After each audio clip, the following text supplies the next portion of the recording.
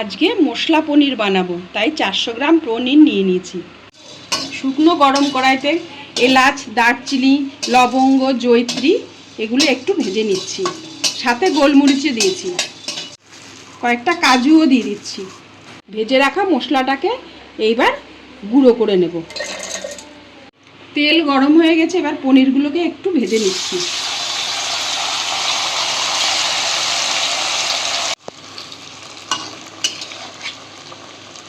পনিরকে হালকা ভেজে তুলে নিচ্ছি, বেশি ভাজলে আবার শক্ত হয়ে যাবে।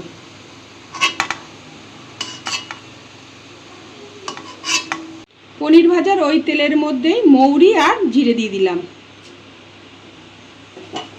ফোড়ন থেকে একটা স্মেল বেরিয়ে গেছে।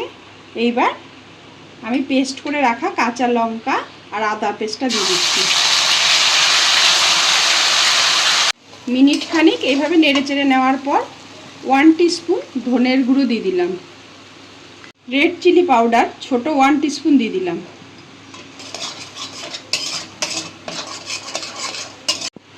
পরিমাণ মতো হলুদ গুঁড়ো দিয়ে দিলাম।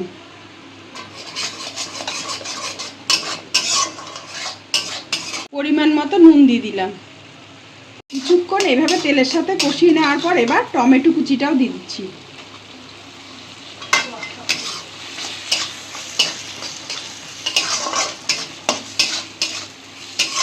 টমেটোর সাথে মশলা ভালো মতো কষানো হয়ে গেছে, তেল ছেড়ে দিয়েছে মশলা থেকে। এবার ওই যে শুকনো খোলায় মশলা ভেজে গুঁড়ো করে রেখেছিলাম সেই মশলাগুলো সব অ্যাড করে দিচ্ছি।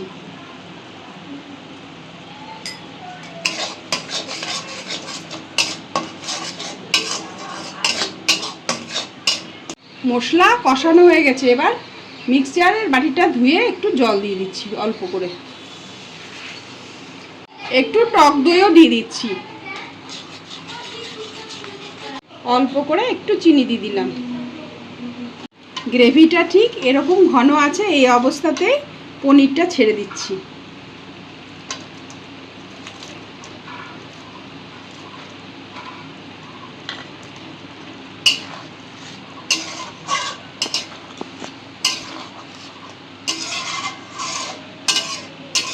তৈরি হয়ে গেছে মশলা পনির, এবার নামিয়ে নেব।